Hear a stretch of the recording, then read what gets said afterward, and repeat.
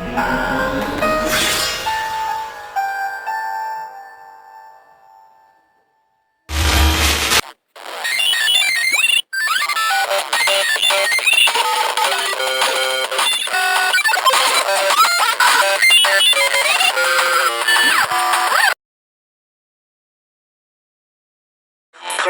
demons taking over my world. I have to save my world.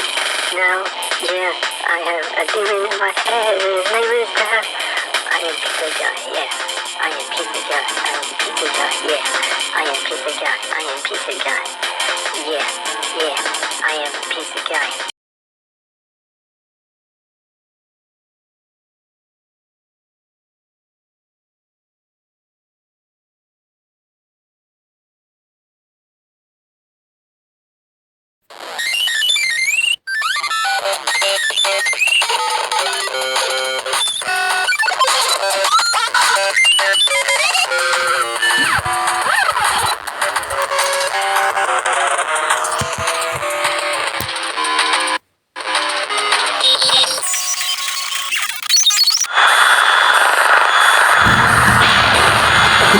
Signori della corte, finalmente sono riuscito a sviluppare la mia capacità divina e diventare un essere supremo, grazie a voi ragazzi, signori della corte, e adesso, grazie a tutto il vostro potere, posso finalmente affermare, ho detto me stesso, mi sto cagando addosso!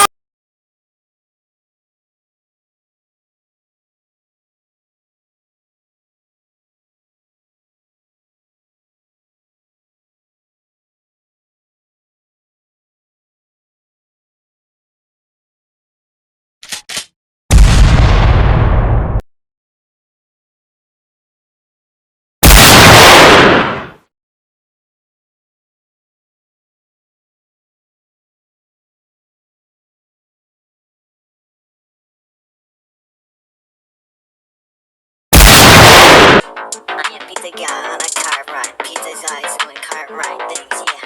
Pizza Guy's on a car ride, and yeah. Pizza Guy's on a car ride. We're going on car rides now. We're gonna defeat Evil Philip, yeah. Pizza Game, this is Pizza Game. Oh shoot, is that Philip? I am Evil Philip. You will never defeat me. I am Evil Philip. What? I don't know what to say. I am a pizza. I am a hamburger. I am a piece of banana. I am a lunatic.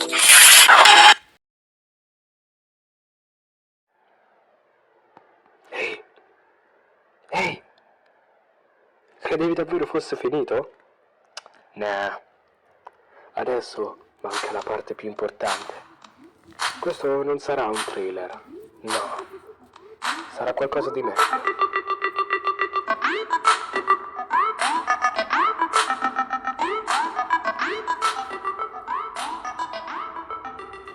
Cominciamo con la nostra intervista, passando alla prima persona intervista. Buongiorno, io sono Robatuffolio.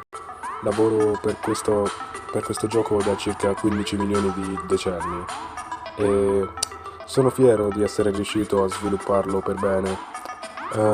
Mi occupo principalmente del game design, infatti tutto è ideato da me. Gli oggetti, è di questo che parleremo oggi. Come funzionano, a cosa servono. Cominciamo. Innanzitutto, per gli oggetti ho preparato per partire 3 pallini. Questi 3 pallini sono le uniche forme di cura del gioco. E sono 3 perché esteticamente parlando sono molto carini. C'è solo un piccolo problema però. Questi pallini per contribuire alla equivalizzazione azione dell'azione della Lolocillo del gioco, questi 3 pallini sono anche l'unico oggetto che devi utilizzare per commerciare. E commerciando puoi ottenere i proiettili. Passando i proiettili sono molto utili, infatti servono a prendere delle armi che durante il corso del gioco saranno quasi essenziali per l'avanzamento del giocatore. A dir la verità no, era un prank. Quelle armi sono inutili, infatti i punti verrebbero sprecati se utilizzati per acquistare proiettili per poi acquistare armi che in realtà già hai. vorrei particolarmente approfondire lo scudo. Lo scudo è molto importante durante il corso del gioco, perché ti permette di sopravvivere ad attacchi molto resistenti. Subito dopo lo scudo viene piazzato un nemico capace di one-shottarti anche con lo scudo. Buongiorno, io sono Termosifone e principalmente io mi occupavo del coding del gioco. Notiamo che le armi sono tutte modellate molto bene, il gioco non è per niente panini e l'arma più debole del gioco è il fucile a pompa, che infatti riesce a fare circa 0,0 di danno. Mi sono impegnata molto per il coding di questo gioco perché sapevo che c'era del potenziale in tutto questo. Sapevo che poteva essere una nuova speranza e che magari sarebbe riuscita a guadagnarci abbastanza per poter sfamare i nostri figli. Buongiorno, io sono il signor Giorgio Battaglia.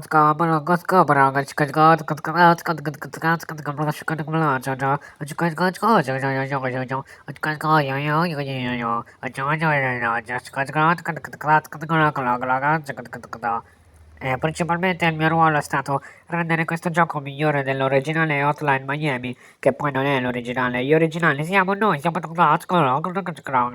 Hotline Miami, è solo una copia del nostro gioco e quindi adesso li metteremo a confronto per dimostrare quanto il nostro gioco sia superiore. Bene, è stata un'ottima intervista. Grazie per la vostra attenzione. Arrivederci.